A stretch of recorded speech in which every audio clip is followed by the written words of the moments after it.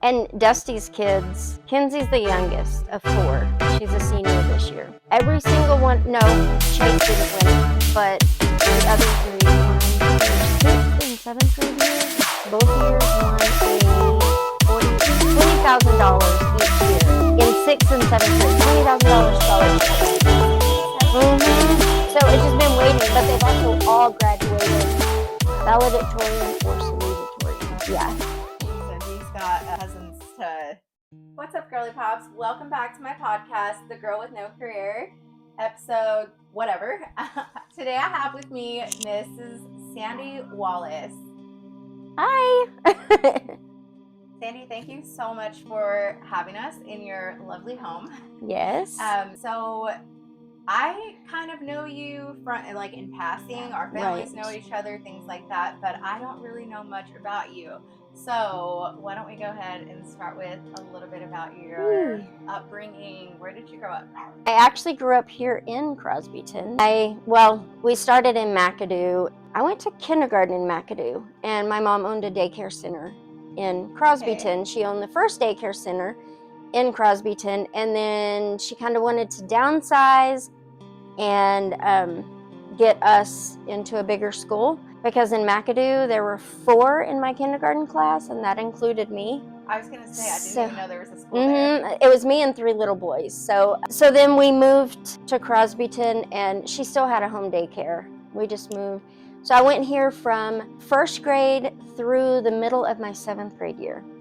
And then we moved to Big Spring for a little while, and then to Louisville, north of Dallas. Okay. And that's actually where I graduated. Wow, So, I didn't know that. Probably maybe a fun fact. It's not fun, but some people don't know. The reason we left Crosbyton is my parents divorced. They divorced in the middle of my 7th grade year. They both got remarried to other people, divorced those people, and then between my freshman and sophomore year, got back together. And they've been together since 1993. So yeah. Wow. Yeah. So never say never. That's awesome. Yep. Never say never. But I bet. Yeah. Were you happy about that? Yeah. Wow. Absolutely. Sometimes you just need a moment, I guess. Yeah. Yeah. What brought you back this way? No. So I graduated in 96. High school? Holy moly. Yes. So this May will be my 30 years. So I graduated when I was 4. Wow. So I graduated from Louisville. I had actually met a guy that did construction with his stepdad there in North Dallas. I guess it was right before my junior year, and we started dating then. We dated for 7 years before we got married. So we got married in 2000, and then he sprung it on me that he didn't know his biological father. And he was very, very curious about finding his biological father. So I worked in a collection agency, and so I was the person that when you would change your phone number and, move, I was the person that would track you down. Okay. So they called it skip tracing. So I was like, let me find your dad. So I found him, ironically, and his name is John Jones.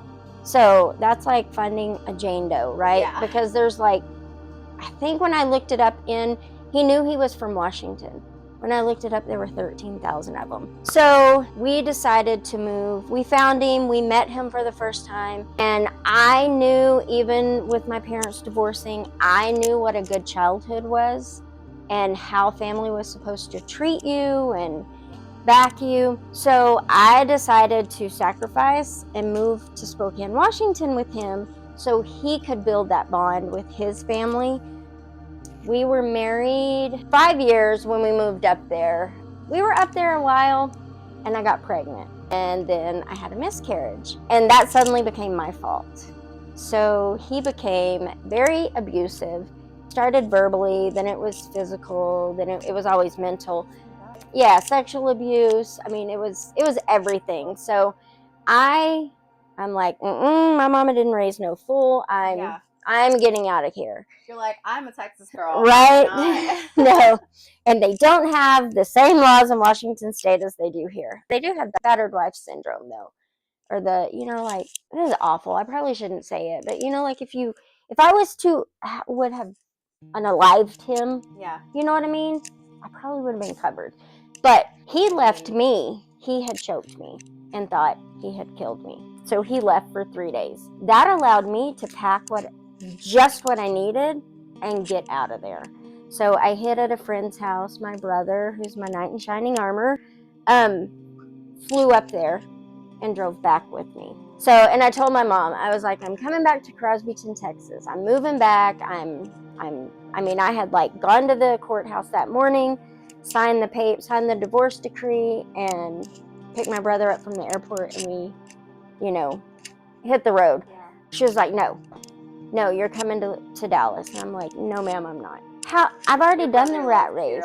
Yes. With his family. And he had lived in Dallas. Okay. My brother and his wife had just had their 4th child. Okay. And that was the only niece or nephew that I'd missed their birth because I lived up there. I'd been here for all the other ones. So I told her, I said, I've done the rat race in, the Metroplex. I'm not going back there. She's like, well, how is a 30-year-old female, single female, going to find love in Crosbyton, Texas? Oh, mother. I was like, I don't know, Mom. I said, but, I feel like this is where God wants me. I said, if I'm living in Cone, Texas, God's going to put the person I'm supposed to be with there. Exactly. So I'm coming back. And she's like, okay, whatever. She wasn't real happy with it, but now she is. So also though, Mom, like I just went through a lot, so I don't know if I'm really looking. Yeah. So yeah, that's how I came back. Okay, so you've been here for about 18 years. Okay. Yeah. See, that's so crazy because I grew up with your oldest nephew, Chase. Yeah. I grew up with him, and I don't know a lot of people from Crosbyton, and I lived here my entire life. I know, it's crazy. Okay, wow. Lots to unpack here. Yes. Lots. I think more than I even imagined. But so I lived here, I guess, about 13 years ago when I lived down the street from you. Mm-hmm. And I think that was probably the first time we had probably ever crossed paths or anything. Right. It's crazy because this town is so small. Right. And then we ended up having, our kids are the same age. Our oldest kids are the same age. And at that time, you had a daycare. Mm-hmm. Okay, so how did you get into, or how did you start your take me to how that all unfolded? So Rusty and I got married, and I told him from the get-go, I'm going to have problems getting pregnant. I already know. Then, so we thought, it's just going to be years down the line, right? So I was working in Lorenzo at a chemical company. We sold fertilizer and chemicals to farmers. But it was mom and pop business. It was a husband and wife that owned it. They didn't have any kids. So, they were ecstatic. We said, okay, we're going to start fertility treatments. And they're like, oh yeah. So they start rearranging my office day one. And I'm like, whoa guys, you realize once I get pregnant, we have 9 months to go. So slow your roll. But we did get pregnant the first time with Kipton. And I took him to work, which was fine then. But there were a lot of times when the warehouse guys were out in the field spraying fertilizer, whatever it was, I had to go out there. I also had to go out there to do inventory of the chemical. And when you have a baby that, they touch everything and it goes straight to your mouth, so I was like, this is probably not going to work that great for me. Well, Megan Hammersley, right? Megan Garcia now. Yes, Coach Garcia. She had Michael, which is a year or two older than ours, and then Emily, who's the same age as them.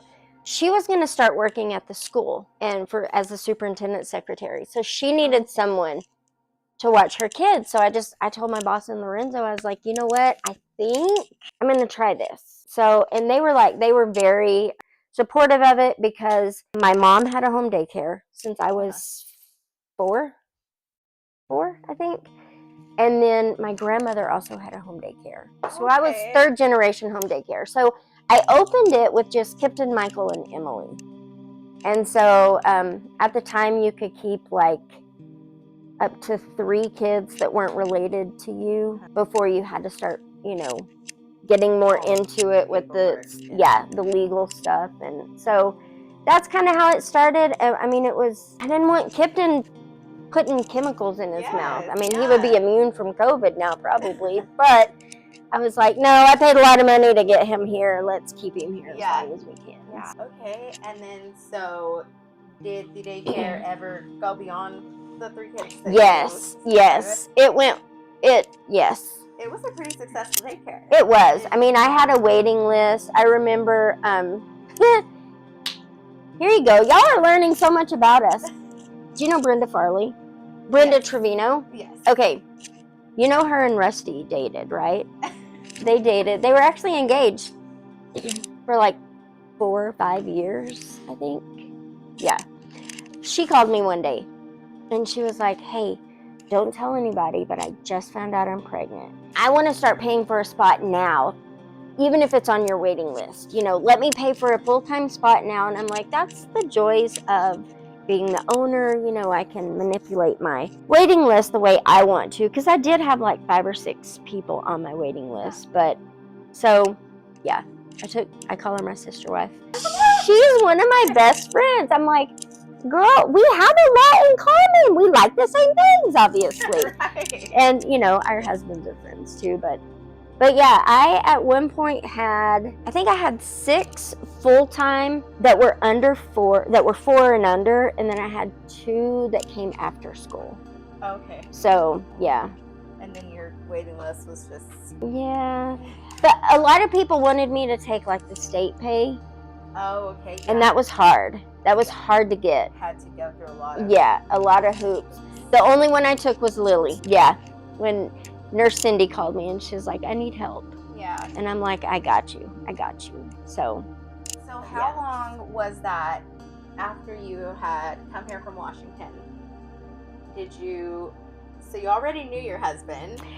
I did. We actually went to school together the whole time. I moved back here in 06 or 07. I can't remember. It was quick. He was the only one that didn't have kids, wasn't married. So, you know, we just kind of started hanging out because I'm like, I do not want a boyfriend. I'm kind of, you know, banning men temporarily. And it was just, it happened very organically, luckily, you know, and I think that's what I needed. But we were going through my great aunt's things right before we got married. We got married in 09. My great aunt, you probably remember Miss Leela that ran the lunchroom for the longest time, Leela Kinley. Or you probably not, you're not that old. Never mind, you're not that old, sorry. Anyways, her daughter, we were going through her things and we found a notebook from 1989 where I wrote Sandy Cornelius plus Rusty Wallace equals love to the end. He was my first crush. I wrote him the yes or no letter, you know. Do you like me? Check yes or no. The fool didn't write me back. He was too shy. He did not write me back. I said, you know, it's a really good thing I believe in second chances. Because when I told my mom, I was like, Mom, I have a date, like an official date tonight. She said, with who? I said, Rusty Wallace. That shy little skinny kid that lived across the street? Because he did. Where we grew up on Crosby, he lived across the street and 2 houses down. Oh. So, I mean, yeah, we grew up as neighbors. But so wait, are he and your sister-in-law Tammy? Yes. Tammy's his older sister. What? Yes. And then there's a brother between the 2 of them. Oh my goodness. That's my brother's age. Heather related to Rusty? Yeah. Yes, she first became my sister-in-law in 1996 when she married my brother.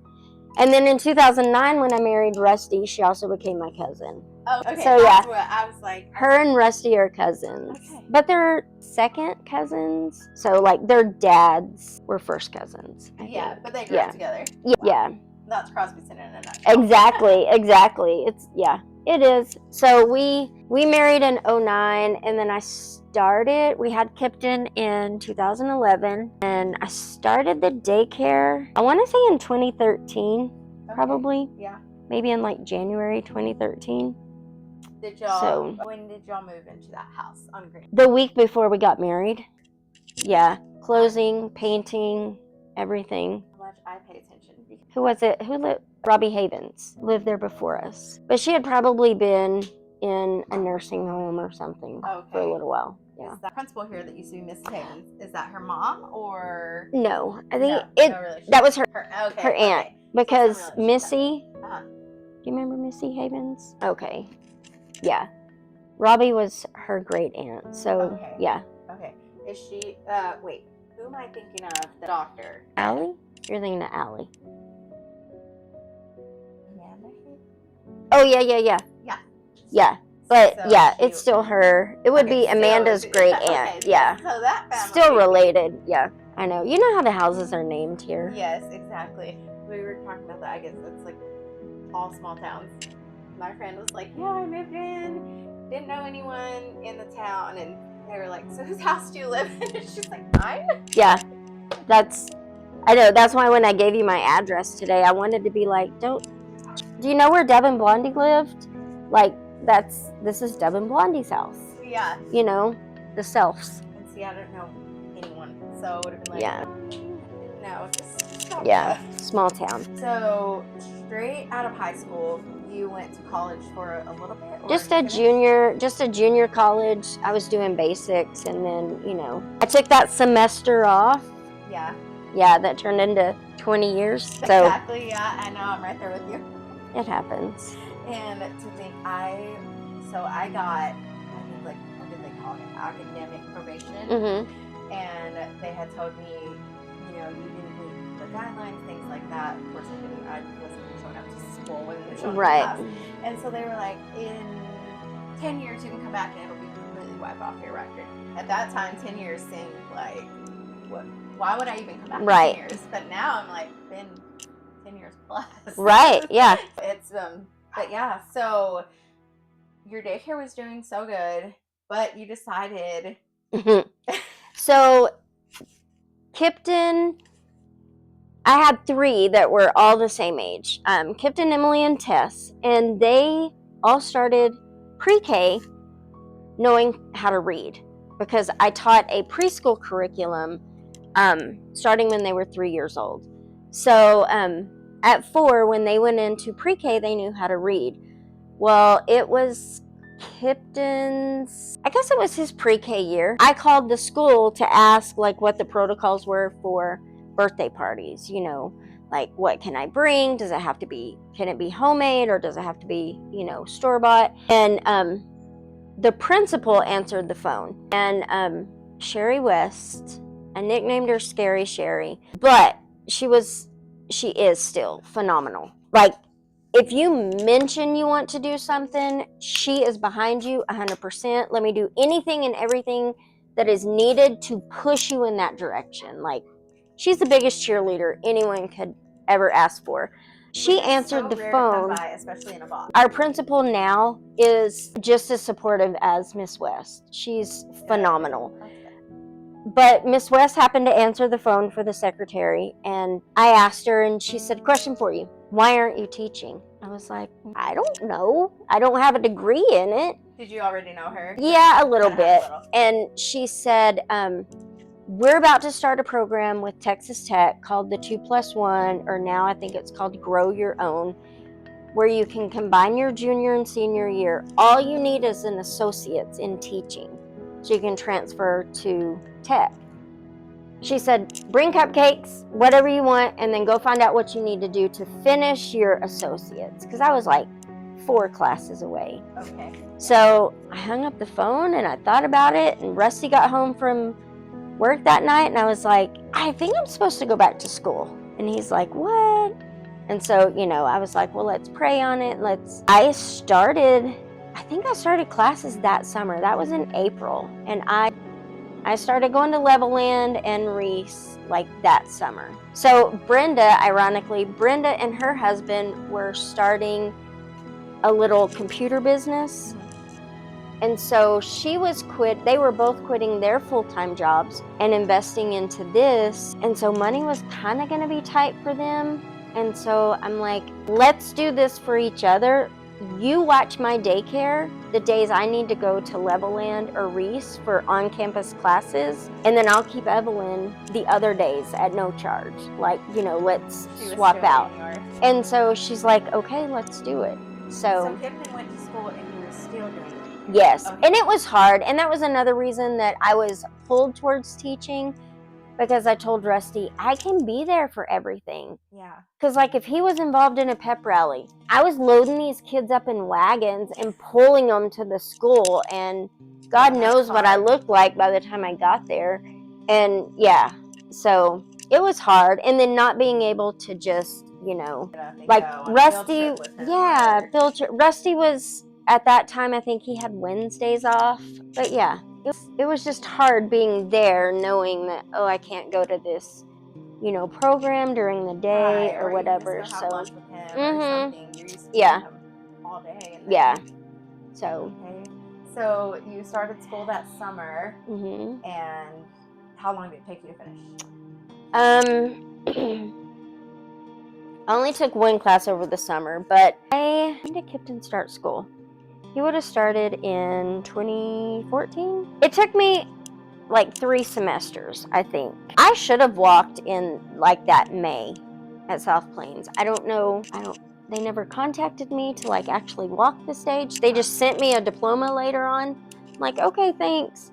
So you never, no, but yeah. But then I was already starting tech. Like we had to start in July, I think, so that we could start with school, with like the school year. So usually in a traditional education degree, you get your freshman, sophomore year are like your basics. Right. Your junior year is your core, like your education classes. Your senior year, your student teaching all year. But with this program at Tech, you're taking your education classes and student teaching all at the same time. You can't have another job. Now they give you a stipend. You get like $20,000 a semester. And I'm like, okay, hi. I'll just be broke. It's hard. It was hard. And you're taking 18 to 24 hours. Yeah, both semesters. On 4 days a week. Fridays we didn't student teach. But those are the easiest days. Those are the pep rally days, Right, so yeah.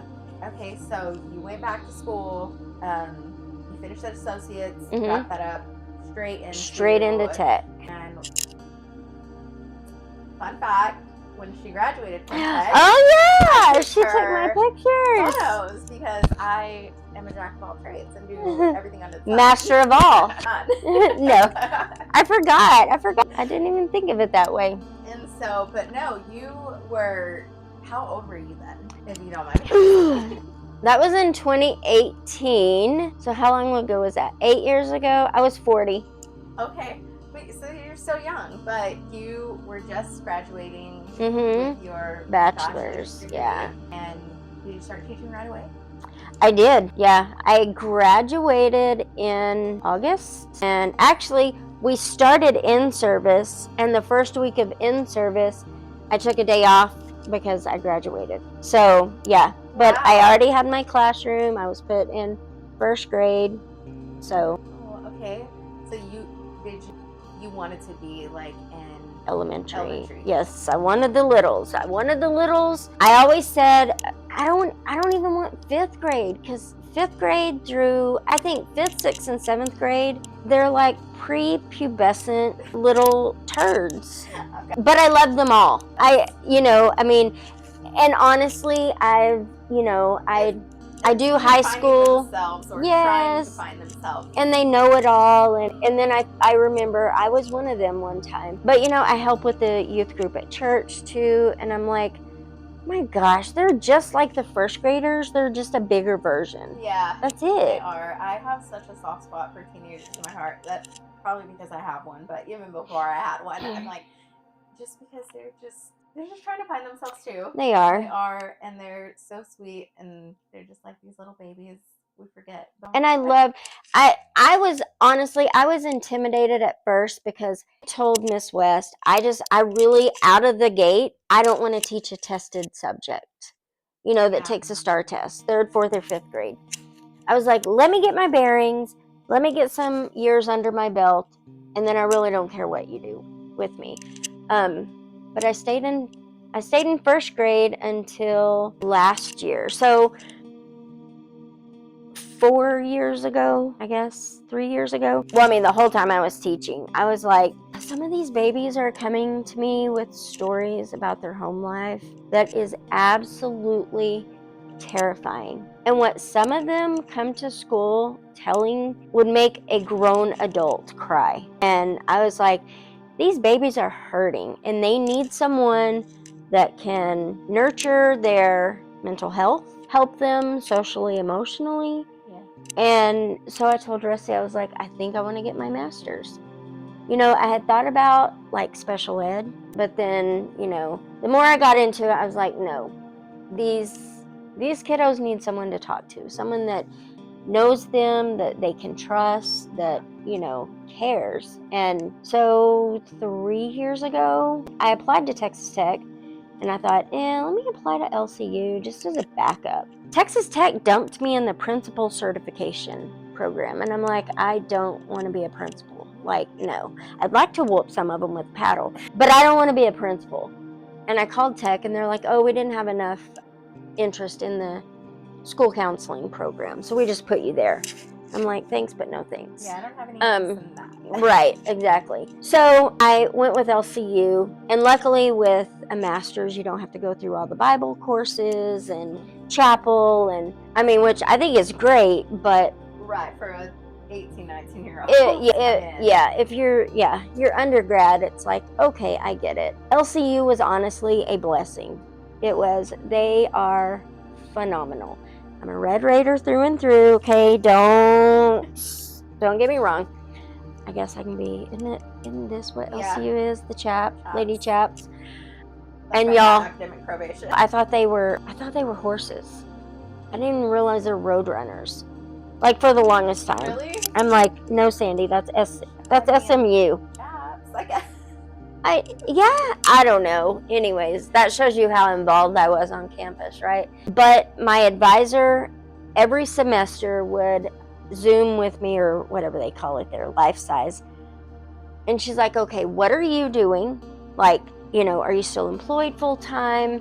What is your son involved in? Because they don't want your home life to overtake your academics, or your academics overtake your home life. So they want you to have a balance, yes. And so I graduated in December of 24 with my master's in school counseling. But with school counseling, you have to do so many hours. They call it your practicum. So you have to do these counseling hours. And the only way I could do that was if I was not in a self-contained classroom. So not in the lower grades where I have the same kids from 8 to 4.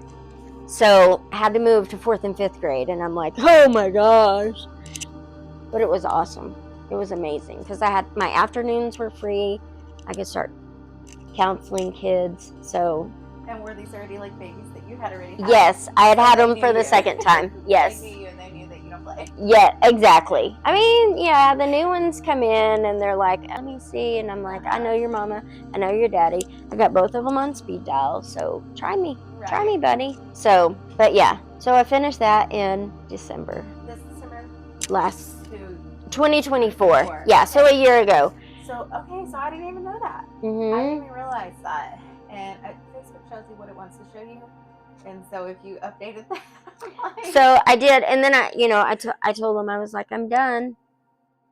And then my advisor called me and she's like, you need 5 courses and you could get your master's in clinical mental health counseling, so I can counsel outside of school. It's an ethics violation if I counsel students outside of school and in the school, so I couldn't do that.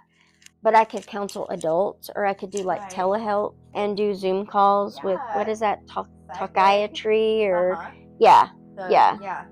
all those many online help. Yeah, those have to be under a PhD, you answer to a PhD basically. Okay. So, but they call it your LPC, so you're a licensed practicing counselor. So, but I finished that. I finished the year out in 4th and 5th grade. I still counseled in the afternoons, even though I had graduated, because Did y'all have a counselor prior to you? we have a district counselor that did, pre-K through 12th grade.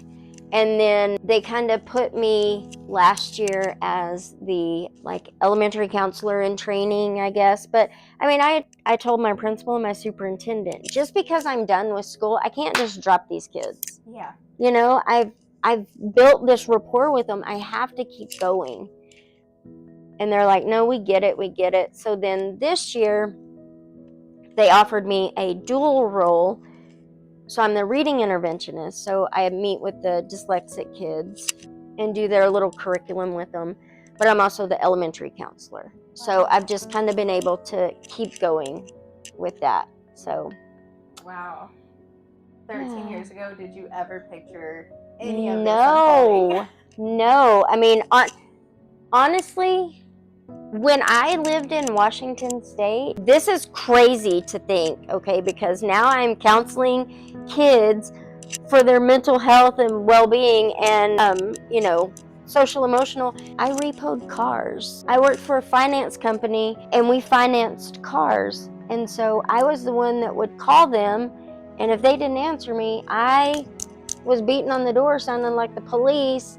I'm like, cash or keys, because I'm leaving here with one or the other. Either you pay what you owe on your car or give me your keys and I'm taking it. Or half the time I would, bring the tow truck driver with me and I'm like, hook it up and let's go, so. Wow. Yeah. So you're kind of like roughing it. Yeah. That's like badass. So, yeah, I mean, it was hard. I mean, the only places I wouldn't go up there is the reservations. Right. Oh yeah, because they have their own set of laws. Yeah. Might not come off. Yeah, we would call those hook and books. You got to hook the car up and book it off the reservation. But yeah, so it's crazy. I honestly, 13 years ago, I never thought I would go to college. Yeah. And I'm in the middle of my second master's. That is amazing. Congratulations. No. Yeah. Absolutely not.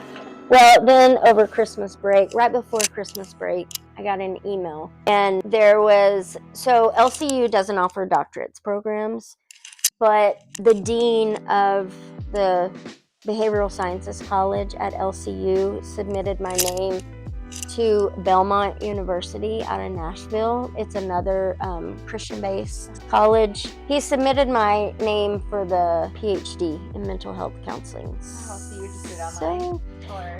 I could finish it in under 3 years. So basically, if I start in the fall, I would graduate with my doctorates when Kipton graduates high school. Oh. So, and I would have to go for 3 weekends and that's it. What a role model that you've been for Kipton. Not only. You can do it. Yeah, you can do it no matter what. And I'm sure he's seen everything that you guys have had to probably move around and, do that to make it work. Yes. How do you do it with a kid who is so involved in school, sports Mm-hmm. and all the things? He's involved in all the things. And with your job and having a husband, a family. And, right. How do you're very involved in your church. Right. How do you? I come home and melt down. No, I don't. Rusty has always been it's never been okay, you do the skirt work and I'll do the man work. You know what I mean? And he's polar opposite of my ex-husband. Sometimes I want to pick a fight with him. Let's argue. Married people argue. Let's argue. I feel that deeply because my husband is the same. I'm like, why is there no? Why have we not yelled? Yeah. What do you mean you're not mad at me because I didn't do this? Exactly. No, used to I would, load the dishwasher wrong and, get the crap beat out of me for it. And now, it's if I don't load the dishwasher or if I don't unload it for days, it's I'll get it, no big deal. You sit down, I got it. He's super supportive. He's very involved. We also have his parents live here. My parents, his parents have lived here for always. My parents moved back a year ago in October. They live right across the street from my brother. So again, my brother's here too. Rusty's sister is here. The secretary at school is like, I've never seen the authorization to pick up, so long on a child. Like, Kipton has all these aunts and uncles and grandparents, and I'm like, yeah, just whoever can take him. But I'm also a very type A person. I'm very organized. You got everything down to... Yes. I mean, teaching, you have to lesson plan, right? I guarantee you 80% of the elementary teachers right now, it's 6:30 on a Sunday night, lesson plans are due at midnight, just for this week. They're probably right now frantically typing. Yeah, that'd be me. I think in September, my principal came to my classroom, because I don't have to lesson plan for my dyslexia groups, but I do just for self-accountability. And if she ever wants to walk in and know what is taking place at that time, she'll know. You're really type A if you're doing it for yourself. Exactly, yeah. So she came into my classroom. She's like, seriously? School started less than a month ago. And I'm like, yeah, what? She said, you have your lesson plans in through May. And I'm like, yeah, I mean, sorry, that's... So... I was bored. I was bored one Sunday. Pretty much. It's, yeah. Wow. And I love writing and doing. I wrote a children's book this summer. Did you? I did, while Kipton was at a basketball camp. That is awesome. I wrote a children's book. I need to get an illustrator, but I'm going to let one of the kids that I counsel illustrate it. Because I think it needs to be like, let me read you this book. Yeah. And then you illustrate it the way you visualize it, So. And do a lot of people know about your past and just everything that you've been through?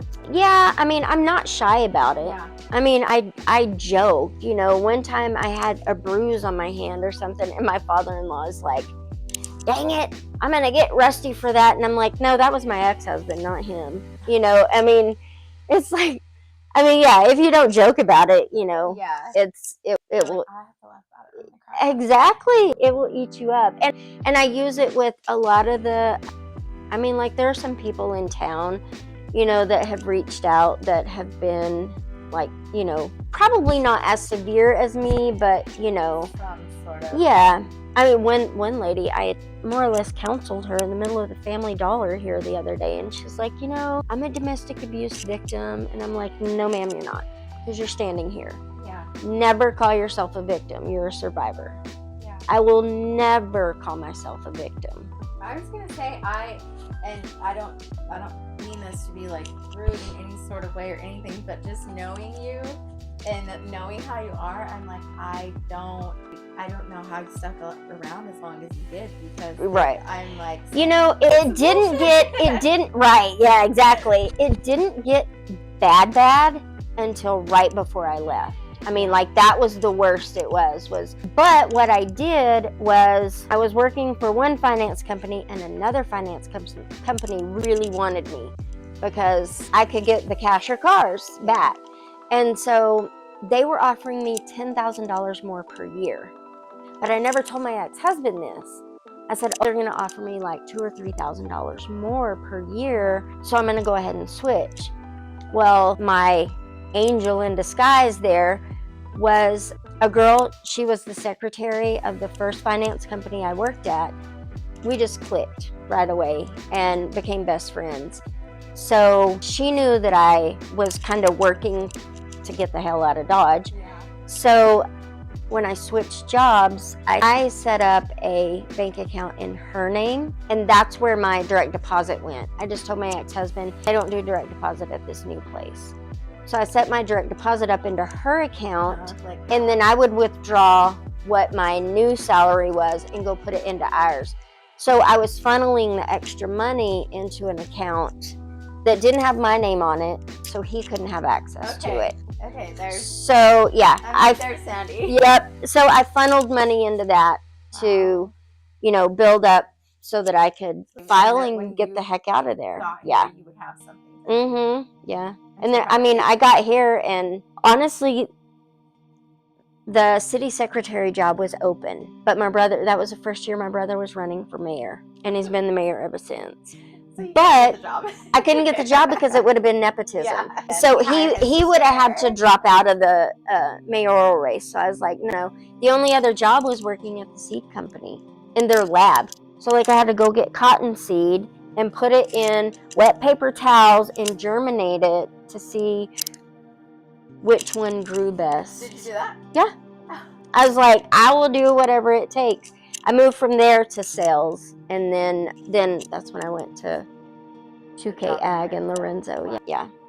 So you've just always done whatever it takes. Yeah. Needed to, which is so different from, because like I said, I didn't know you before. Right. I didn't know anything about you. So like looking from the outside in, it's like, oh, just a, you know. Or you think, wow, she's got it easy. Yes, exactly. Like, oh, yeah. You know. It's like, no. Look at her. She probably went to college right out of high school. No, she didn't. She's already almost at 20 years. Like, you know, stuff like that. Like, no. You know, not even close. Small town. Sure that, yeah. Of course, I mean, teachers or speech pathologists. Like, you know, those are the two. Yes. It seems like they come from small towns. Yeah. So, and it's, but you know, from everyone else, because typically in a small town, you don't really have a ton of people who went to college or are educated. Right. So we do grow up seeing people in a position of, you know, authority or you know, in the school or something where like, you know, those people, they've got it all. Yes. And, you know. And it is. I know. I mean, I mean, I could totally get, you know, people think, you know, no. I was like, no, I worked my ass off to get where I am. You know, do you remember Miss Heineman? Yes. I love her. Okay, let me preface it with that. I love her to death.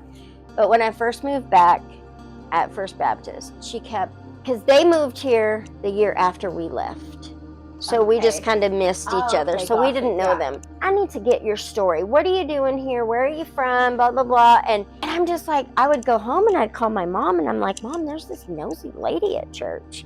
I'm just about to I'm just going to, you know, and to like word diarrhea. And for this, she's about 5 foot nothing. Yep. Red hair. Yes. So finally, like the third Sunday, she asked me, I said, well, let me just give you the Reader's Digest version, okay? I lived here for a little while. I moved away. I got married. My husband was abusive. I divorced him and I'm back. Nice to meet you. Well, it's nice to meet you too. And I was like, Mom, I figured it out. You just tell people that I was abused and they don't talk to you anymore. This is great. But yeah, but I am very open. You know, we did sit Kipton down and tell him, I guess it was a couple of years, maybe 4 or 5 years ago. It was funny because something came up about Brenda and Evelyn. So Evelyn and Lily, because they went to my daycare, have always looked at Kipton as their big brother. And then they got a little older and they were like, well, maybe he's not our brother because he's kind of cute. Yeah. You know, and he's the high school football player. Right, yeah. Ooh, the high school quarterback. So then we started telling him about, you know, Rusty and Brenda, and then we told him about my ex-husband and stuff too. So, but we also knew that he was kind of getting to the point where he was going to start dating. And so I'm like, let me tell you something. You ever touch a woman, you know, it's out of love. Yeah. So, yeah. Yeah, and same things I try to teach my girls. I've never, thank God, ever been in a situation. Yeah. But like growing up, I watched my mom kind of go through something like that, and just, you know, secondhand hearing it from people, of course. And so I'm trying, you know, to raise my girls to, you know, respect yourself enough, so much that nobody could ever disrespect you. You know, that everyone knows you don't put your, you know, you don't even think about it. Yeah, so, yeah, no. You know, not to say that you didn't. No. It's and those that do, it's usually a vicious cycle. Oh my gosh, I'm sorry, I'll never do that again. I'll never do that again. We just use our words the first time. The second time, let's add a little crocodile tear and see if she'll stick around. And you know what I mean? Right. It's like, no. And it's just, I mean, it's just as important, you know, to teach boys, but also teach girls to recognize the, you know, red flags. And they're not always recognizable. Sometimes it's not until you're 10 years in. And I mean, I was 5-6 years in, and it's not always the man either. That's the other thing, you know. It's It's not always the man. It's not, and I see that sometimes on social media. And people are like, yeah, but the majority do that, and I'm like, yeah, but because what does it look like if a man, Yeah. goes Yeah. and says, oh, my wife. Exactly. Hey, So, if you want to talk later, if you need to tell me about what she's doing, it's licensed counselor. almost. So how much or what do you have left? You just have your clinicals? I have 2 courses in the spring, like in March, and then I'll do my clinical hours in the summer. So, yeah, and then I'm done with that. Where will you do those? Like in a hospital setting or? Ironically, I think I'm going to do it under a Texas Tech professor. She will be my LPC supervisor, but I can do them via Zoom. Oh, okay. Yeah. She's like, hey, do them on Zoom, record them, send them to me, And this is like thinking ahead, but what do you plan to, is it your plan to stay here? In Crosbyton? Oh, absolutely. Yes. Yeah. It's like, golly, those babies, I mean. I can't even. They know, the ones that stay in trouble or that, that come to me because they've had outbursts or whatever. This is really my first full year as the elementary counselor, but even the middle school and high school kids, when I see them in ISS or something, I just look at them. They're like, I know, Miss Wallace, do better, be better because you love me. And I'm like, yep. So, and that's one of my big things. One of the teachers there is like, why do you always tell them you love them? Because a lot of these kids don't hear it at home. Yeah. They need to know someone does. Yes, exactly. So. Because so many kids have so much potential that won't ever, get nurtured or, even just one person believing in them or telling them that they love them. And that's, set them up, can be the little spark that they need enough to get them going. That's my goal in life. Yes, absolutely. That's what I'm like, I'm not in any kind of position, but just as a mom, any kid that comes into my house or any kid that comes across my kids, I'm like, I want to be that, that light for anyone that. And that's why I told the youth director too that, I was like, I want to get infiltrated, into the, so right now I'm the, we do whole group youth, and then we break up into middle school boys and girls, and then high school boys and girls. So I do the high school girls. So it's proven difficult a little bit because my son's girlfriends or ex-girlfriends are in there, and they're like, what can I say? I need prayers because I'm going through a relationship, and I'm like, girl, just be real. I know. Yeah. Just, if you're not going to offend me, you got to go real far to offend me. So, but, once we got over, they broke up. But still, she still will text me or, come see me in church or. Well, that's good that you're, they, not only you, of course, as the adult, but the kids are able to see she's still going to be there for me. Exactly. She's not going to let that. Yeah. That's good. Yeah. I love that. I love learning all this about you. Do you think that going back to school is for everyone? Or what would you? I will say this. I could have seen myself 25 years ago being the one on academic probation. You get out there and you're like, woo! I don't have to go to class. Screw that. I'll just, of course, when I was in there, we didn't have you couldn't chat GPT stuff or Google things. That's what blows kids' minds is I didn't have Google. And I don't think going to school as a teenager is for everyone. I think you have to have an amazing support system as an adult. Absolutely. You have to have people, not just in the school itself, but maybe in your job, but mostly in your home. Yeah. You have to have a support system. I think that's also your prayer warriors. You know what I mean? Yeah. That's definitely. That's something that I think probably got Rusty and I through the majority of everything was, Even just having 2 people that you can go to and say, hey, can you be praying about this? Or that is such yeah. It's huge. It is. And I'm very like particular at school about, who I will go share things with or, whatever. Right. But my best friend is a first grade teacher there and the principal this year. This is her second year with us. I mean, she's phenomenal. She is one of those individuals that, whereas not Miss West that we talked about earlier, but some of them in between Miss West and Miss Waller, who's our principal now, were men and women that when you discuss furthering your career or your education to further your career, took it as like they were intimidated. Right, like what about us? Yeah, like you were trying to compete with them. Like, I don't want your job.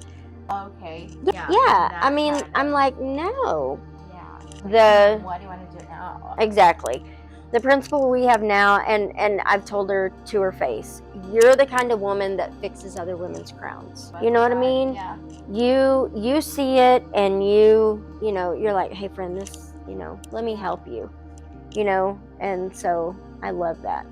That's good. I'm so happy for you that you have that not only support system at home, at church, but in your job and at the school, because that makes all the difference. Like having someone who doesn't have any obligation to support you or back you or anything. Of course you could just Oh yeah, no, I mean, you think, okay, it's outside of contract hours, like she's not obligated, but no, she'll be the first one, texting, hey, I know you had a rough day, are you better today?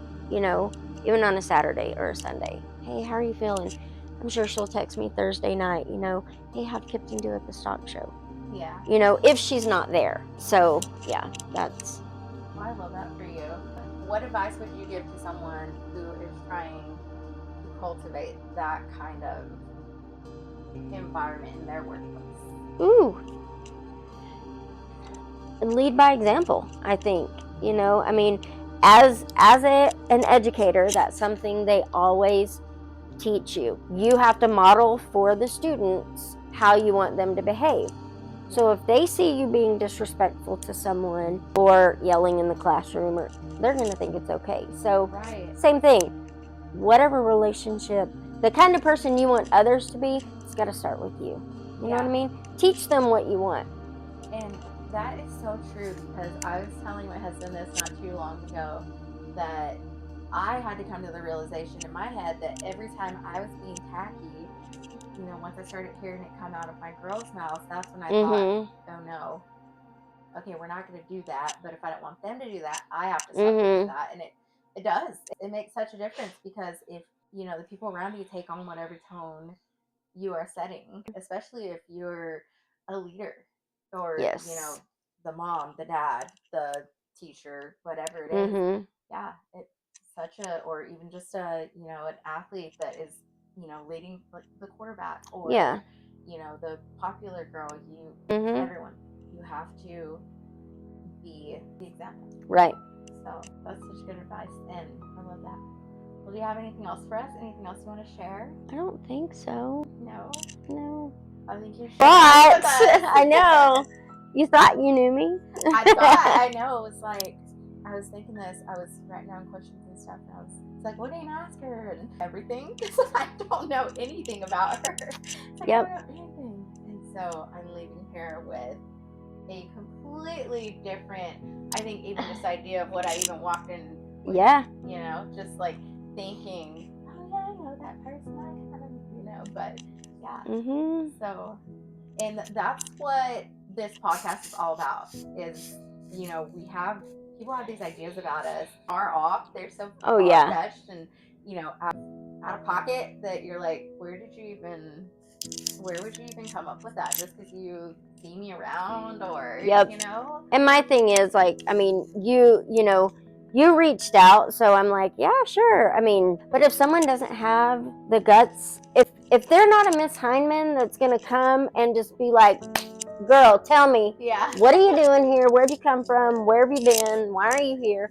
They don't deserve to know me. You know what I mean? I'm an open book. So, but, if you don't come and ask me, then you're never gonna know. And that's fine. You don't want to know, I don't want you to know. Exactly. And exactly. that is that. But thank you for letting me know. You're welcome. It's exciting. I know, like I said, we've known each other for a long time. We used to live, down the street from each other. Then you live next to my grandmother, and then, our kids are always same sporting events and things and such. But we never, even church, I've popped into y'all's church a few times, and it's just Sunday morning. Yeah. Well, we actually left Calvario. Oh, okay. Yes. So where are y'all? We're back at First Baptist. Okay. Yeah. And that's where you're doing The youth. Okay. Yes. Kipton he came to me this summer, and he's like, he invited, I think 6 or 7 kids to youth camp this summer, and 5 of them gave their lives to Christ.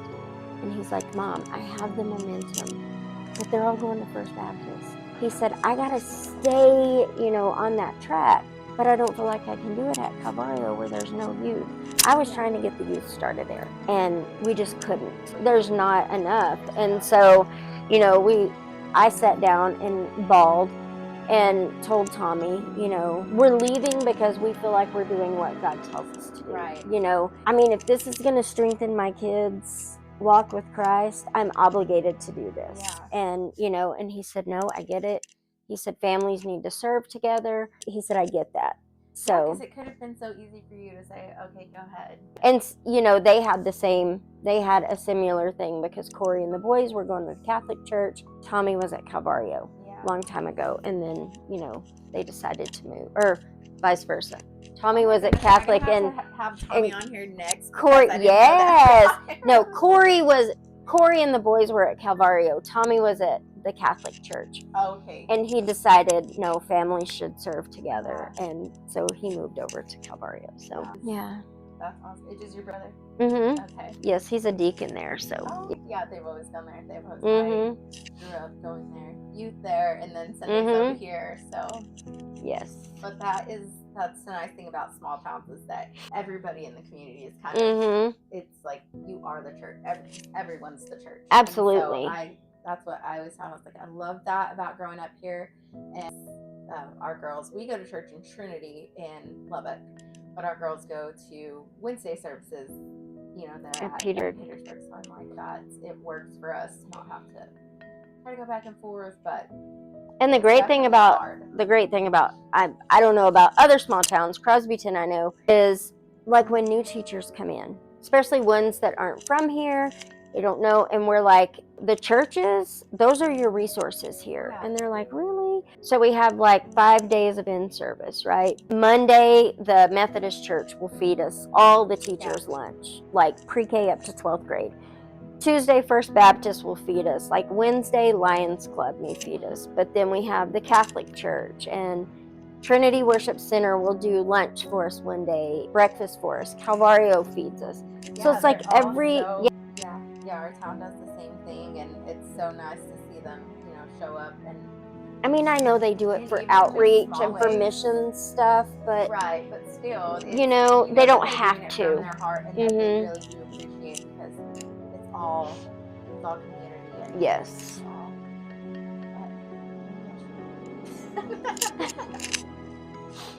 He's like, I'm trying to do that session with her. Right? Yeah. My sister always tells him, I'm like, y'all leave him alone. Y'all leave me alone. But this is so fun. Yes. You were my first interview outside my parents. Okay. So this has been more than amazing. So, more than I thought. I'm so glad that we could make it work. Yeah, I know. Sandy had like a pig thing. A pig thing. Pig had to get a haircut. If you're ever like, what is it like to be in a small town, just like revert back to this episode, and yeah. you're gonna be like, there was pigs and there was and I probably smell like them too, so it's fun. I got to visit my grandma. There you go. I hadn't seen her since we love Christmas, Miss Letty. Love her. I love her. But thank you so much. Yes, thank you. I wish you the most blessings on the rest of your endeavors, your And if you hear the, screaming coming from across P10, you're like, oh, Sandy's almost done with school. Yeah. And whatever you choose to do, wherever life takes you with that. Thank you. Thank you guys for watching. What an absolute blessing it was to be invited into Sandy and Rusty's home, and for Sandy to share such an intimate, personal story of her life. I mean, everybody's story is so personal and unique to them, but wow, for her to share what she did with us was absolutely amazing of her. She is a rock star. And she texted me as soon as I left, and she was like, oh my gosh, Rusty, her husband, reminded her that she failed to mention that she did all of this while having numerous autoimmune disorders. So, like, she is her, So she's been able to do so much, but yet she still credits her support system for being able to do it all. And that says so much about her, that she is doing all of this, that she's done all of this, that she's accomplished so much, and yet she still credits the people in her life who have helped her get there. So that is she's awesome, and it was so fun to get to know her. Maybe we can get together again soon, because what a treat that was. Thank you guys so much for being here. I am so appreciative of your support. I cannot believe that we are at where we are at with this podcast. Just 3 episodes in, 3 guests in. I'm not counting the episodes that I did alone, but 3 episodes in. You guys have blown me away with the views, with the comments, with the shares, with all of it. And I cannot thank you enough. I cannot express my gratitude enough. So with that, I will leave you. Thank you so much for being here. And don't forget to turn on post notifications so that you never miss a post. It's the little bell. And also don't forget to subscribe so that way you'll be alerted also when I post a new video. So anyways, I hope that y'all have an absolutely blessed rest of your week, weekend, whatever day you're watching this. And yeah, love you, bye.